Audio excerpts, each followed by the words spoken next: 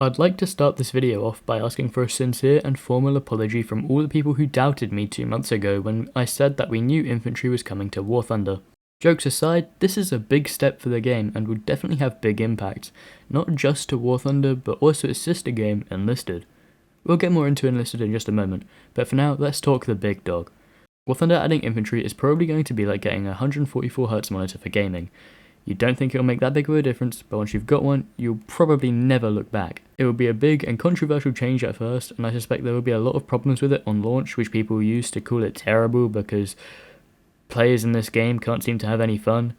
But I do think, if executed correctly, Infantry could be very big for War Thunder in a really positive way, and could possibly attract a lot more new players to the game as well from the Battlefield and COD communities.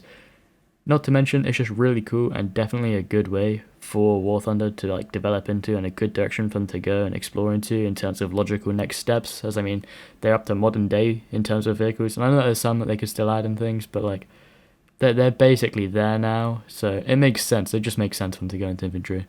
It'd be a bit weird not to be honest. And I feel like this is something that we've known for quite a long time. I mean, I know that we only really got confirmation of it, I suppose, in quotations, with the April Fool's event and stuff like that. But I think we sort of knew it was going to come eventually because it just makes sense. I mean, I know they pride themselves in a military vehicle combat game or combat simulator, whatever they call themselves. But it just made so much sense. In my eyes, there was no way that they wouldn't do it eventually. It was just a matter of when. And as we're now in more modern vehicles and they're starting to run out of modern vehicles to add and to keep progressing into the modern day, it's going to become a bit more iffy with what they do add. A lot of the things, I mean, don't get me wrong, there's still some things that they're missing, but a lot of things that they'll be adding will be some prototype stuff as well, or some of the lesser known, less cool stuff. And they want to keep something new and something exciting, and that's going to be Infantry for a while. They're going to introduce it first in this modern USA versus Russia version that they're getting, and then they're going to bring it out a bit more and more and more over time, and over the next couple of years they're going to develop it into being fully fledged, probably, like their regular tech trees. I think the people saying that this is going to be bad for War Thunder are a bit lost on the idea of it. This isn't meant to be a drastic change. You're going to have RPGs being fired at your tanks in ground RB. It's going to be a separate thing from that. You can still play ground RB. They're not going to remove ground RB. They would never remove ground RB. Right, that's going to stay how it is, okay? You don't need to stress out about that. The concerns that I've heard that I think are a bit more rational are the concerns about Enlisted.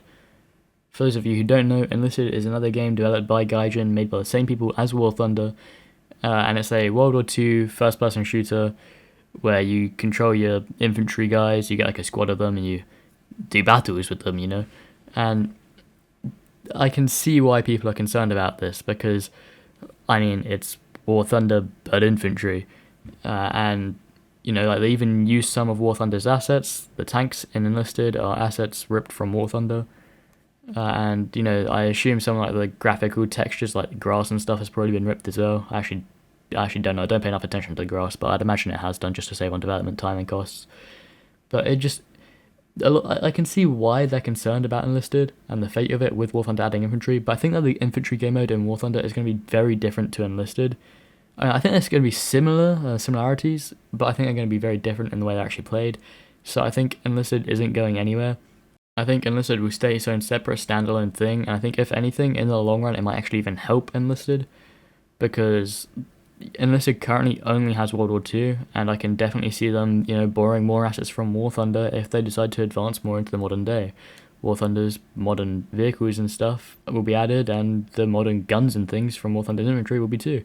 And I can see it going the other way as well. War Thunder would take some of the World War II guns and stuff from Enlisted if War Thunder decides to move infantry back a bit, and had some World War II infantry stuff added to the game. So I think ultimately it will actually help both games in the long run. It is also worth mentioning, both games are owned by Gaijin. Enlisted is still profitable. Gaijin's not just going to shut down a source of income. They want the money. It's definitely just a matter of how they implement it into War Thunder though. But let me know your thoughts in the comments and discuss it with other people in my Discord. Other than that, thanks for watching, and I'll see you guys next week. Goodbye.